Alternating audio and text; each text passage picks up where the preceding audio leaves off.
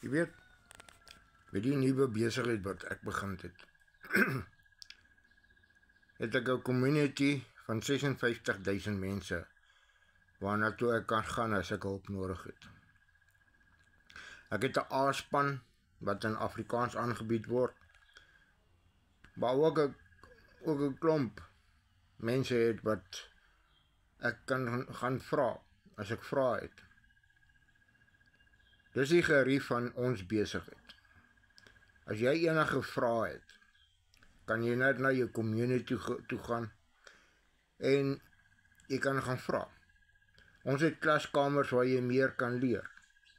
Ons het hoons waar jy kan gaan lees van mense wat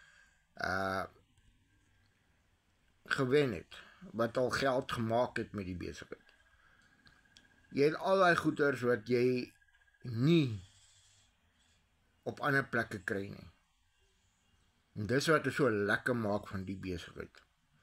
Ons kan nie sonder mekaar nie. Ons moet mekaar help. En al hoe ons dit kan doen is as ons God vertrou daarop.